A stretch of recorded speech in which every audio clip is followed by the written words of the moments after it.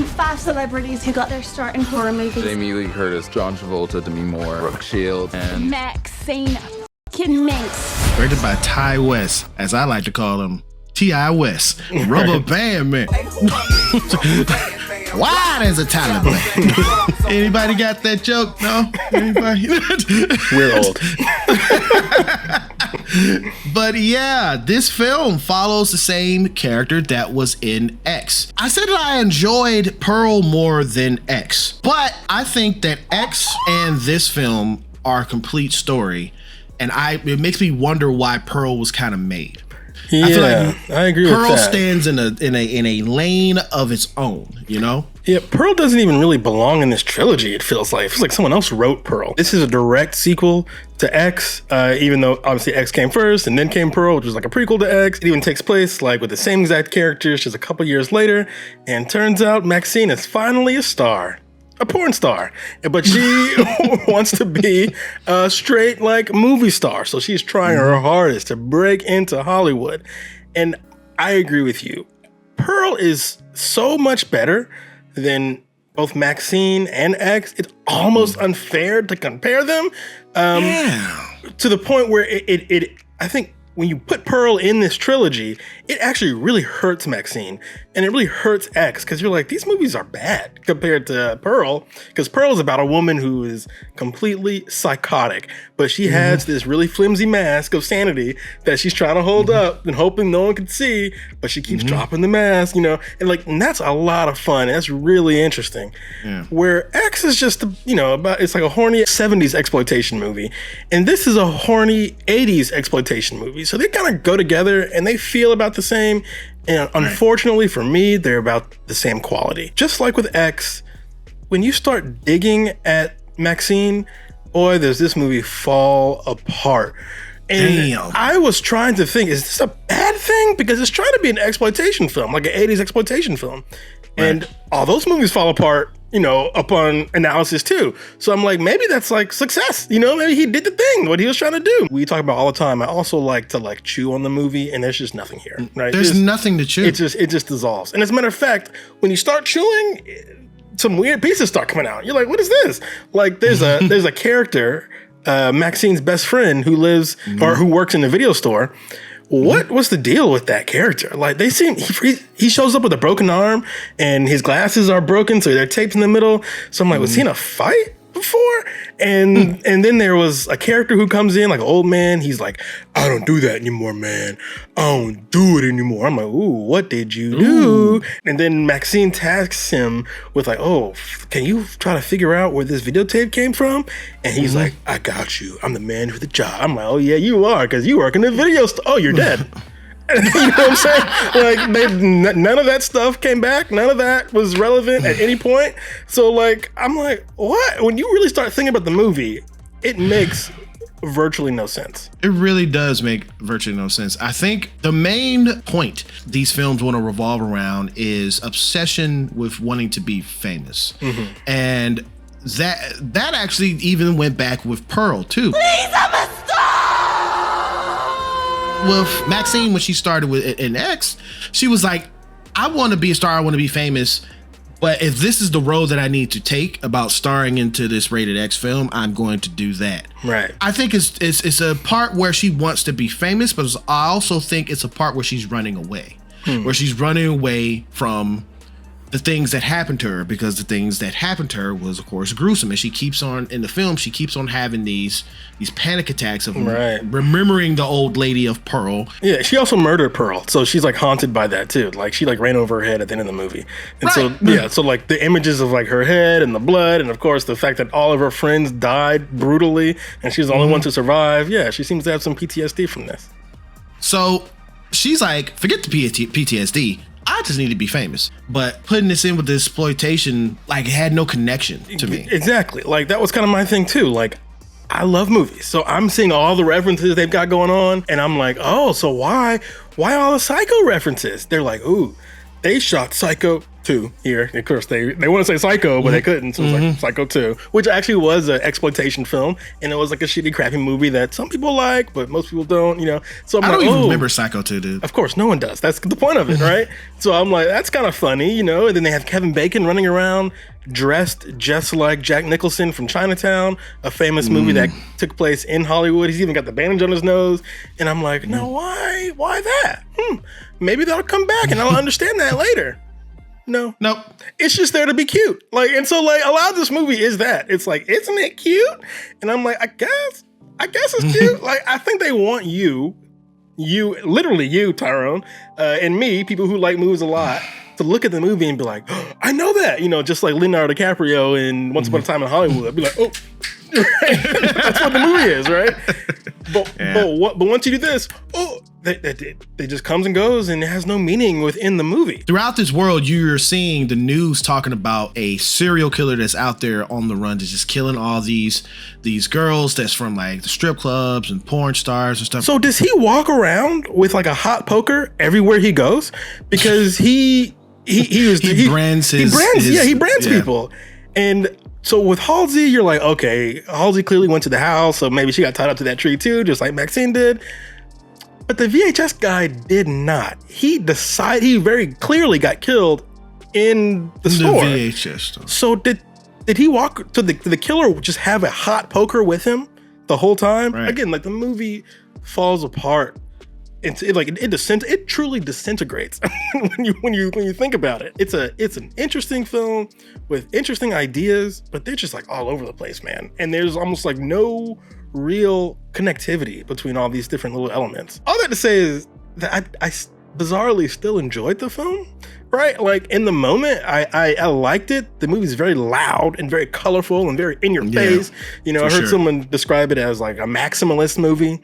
So it's maximalist movie. Yeah, so it's easy to be distracted by like all the whiz bang going on and the cool references, and you being like, I know what that is, you know. But when you get home, you're like, what did I watch? You're thinking about it. You're like, huh? Like when I saw this movie on Friday, I normally don't see movies on Fridays because normally I'm working. I took the week off. Right. And I was like, you know what? I'm going to go ahead and see this on a Friday. And I went to go see it on a Friday.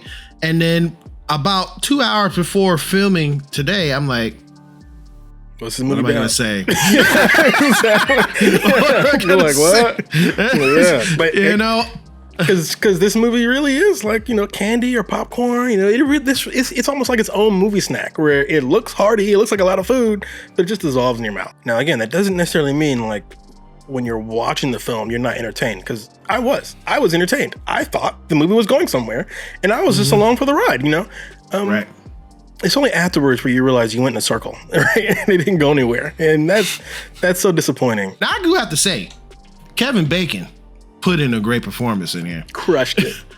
Okay. He threatened to steal this movie from me, Goth, every turn. As a matter of fact, the second you see him, you know, he's sitting down, he's got legs across, and he's real chill, and you just know, and he smiles, and his canines are gold. You just know he ain't no good. You wanted her to run from him, and she did. But then while they were running, I'm like, where are you running to? Yeah, why are we running? And so I'm like, is he going to kidnap her? Is that what this is? Going to kidnap her and take her to the killer? But then she just willingly goes to the killer anyway. Like, she just goes there. She just walks there. So I'm like, what? So like, what was all this about? Why did you could literally take Kevin Bacon's entire performance and just delete it, and the movie would go the same.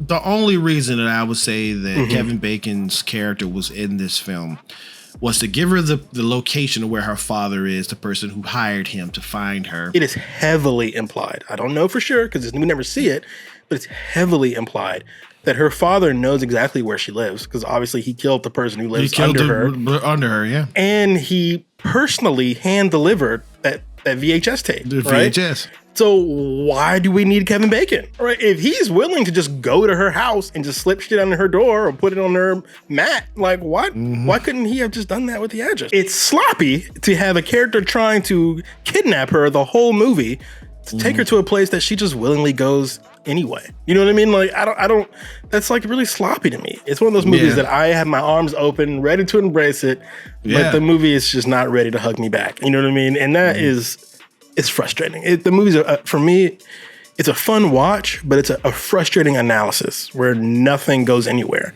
It's just all show. It's like I have a perfectly big bowl, you know, that I want to put a whole bunch of crunch berries in it because it's like it's my favorite cereal. But I put it in there, and I'm like Craig from Friday. We ain't got no milk. Yeah, exactly. Ain't got no milk. This movie is very much like a facade, right? It looks pretty. It looks like it should be real. That looks like that ought to be a real house. But when you try to turn the doorknob and go inside, it's just plywood everywhere. It's just empty, right? That's kind of how this movie itself is. It looks nice, but you really can't interact with it on any level. Ty West is a director and a writer of his own world, that he keeps everything in you know, into his own ecosystem without any outside interference. Ty West gives like this facade of being an auteur, like you said, of having someone who's like completely in control of his own story without much interference. He literally wrote these movies, he directed these movies, he freaking edited the film, right? He feels like very auteur-like, right? The thing about auteurs is they don't exist anymore, and they actually may not have ever existed. And that is probably how this film is. It looks like an auteur filmmaker is at the helm, but no, it's just the regular same old studio that we've always known and loved. Well, I'm going to have to treat this exactly like I felt about X, to be honest with you, which was a good watch, but not something that I definitely don't even go to the theater to watch. You can watch this at your crib. You know, yeah, you probably could. You probably could, honestly. Like, it's a pretty movie. I think you get some killer performances from Mia Goth, who always does great, and Kevin Bacon blows it out the water. Like, I think, again, even Ty West did a good job, but it doesn't go anywhere, and it's not fun for me to think about. Now, again, this is just my personal taste. Maybe you like these junky, you know, exploitation movies, because this is one, right? Well, I don't know if that was intentional or not. They made a junky exploitation movie, and maybe that was what their goal was. And if that was it, then damn, he nailed it.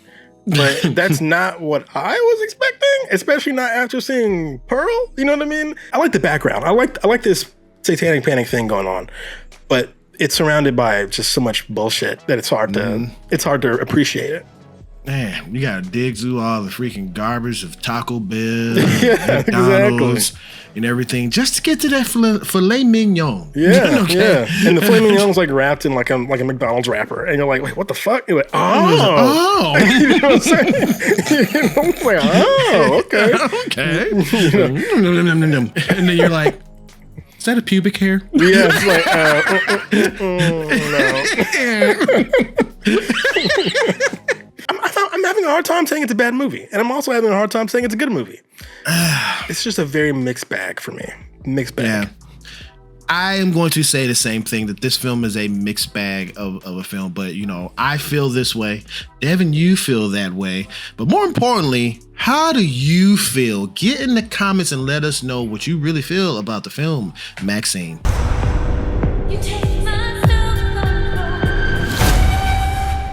Thank you so much for clicking on this video. We are so close. We're like right there. I can feel it, man. Really, really close of getting to 1,000 subscribers. So if you are new to seeing our faces on your tablets, your phones, your TVs, wherever that you view YouTube, please do us a favor. Hit that subscribe button right at the bottom right there. It'll do you some good, all right? And if you did like this review for this film, please hit the thumbs up. It really does help out the channel. Or you can hit the thumbs down, whichever you choose. It is your opinion. But just remember one thing, it is mostly wrong. We'll see you guys in another movie review. Ayow. Ayow.